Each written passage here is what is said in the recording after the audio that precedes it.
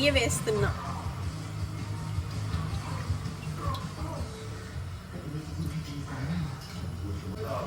ఇప్పుడు కిస్మిస్ వేస్తున్నా,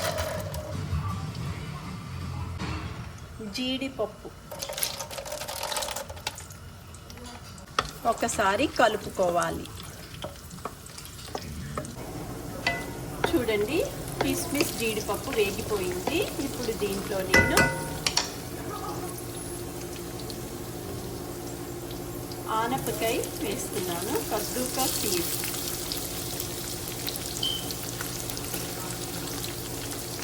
ఇలాగ తురిమేసుకోవాలన్నమాట.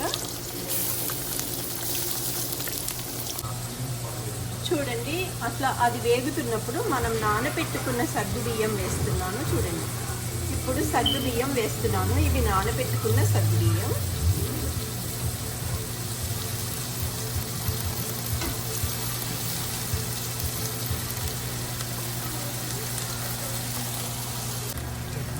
ఇప్పుడు ఒకసారి కలిపేసుకోవాలి.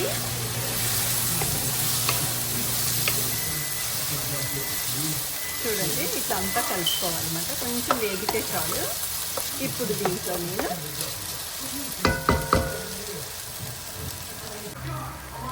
చూడండి, ఇదంతా కూడా వేగిపోయింది సగ్గు బియ్యము. ఇప్పుడు దీంట్లో సగ్గు బియ్యం ఉడకాలంటే వేడి వేడి నీళ్లు వేయాలి. ఇందులో ఒక 2 కప్పులు. ఒకసారి శుభ్రంగా కలుపుకొని ఒక 15 నిమిషాలు చిన్న మంటలోనే ఇవి ఉడకాలి. అప్పుడు సగ్గు బియ్యం ఉడికిపోతాయి. తర్వాత ప్రాసెస్ నేను చూపిస్తాను మీకు. చూడండి, ఇప్పుడు ఒక 15 నిమిషాలు మూత పెట్టుకోవాలి. ఇప్పుడు మూత తీసి చూడండి ఎంత బాగా సగ్గుబియ్యం ఉడికిపోయాయో. అంత ఉడికిపోయింది.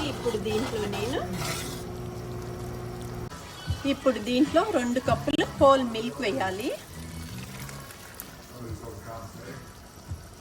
ఒకసారి శుభ్రంగా కలుపుకోవాలి. ఇది బాగా ఒక ½ అవర్ బాగా మరగాలి. ఇది శుభ్రంగా కలుపుకోవాలి. ఒక 15 నిమిషాలు పెద్ద మంటలోనే ఉడకాలి అన్నమాట. చూడండి, ఈ కద్దూకా కీర్లో నేను ఆర్గానిక్ షుగర్ వేస్తున్నాను. చూడండి, కద్దూకా కీర్ రెడీ అయిపోయింది. ఇప్పుడు స్టవ్ ఆఫ్ చేసేకనే మనం షుగర్ వేయాలి. ఎందుకంటే ఇరిగినట్టు అయిపోతుంది అన్నమాట. అందుకని ఇట్లా వేస్తే పాలు ఇరగవు. ఇప్పుడు దీంట్లో ఇలాచీ పౌడర్, యాలక్కాయ పౌడర్ వేస్తున్నాను. చూడండి, ఇప్పుడు ఈ కద్దూకా కీర్ నేను ఒక సర్వింగ్ బౌల్లో తీస్తాను. రుచిగా కద్దూకా కీర్ సర్వింగ్ బౌల్లో వేస్తున్నాను. ఇది మార్నింగ్కి గట్టిగా అయిపోతుంది, చాలా బాగుంటుంది. రెడీ.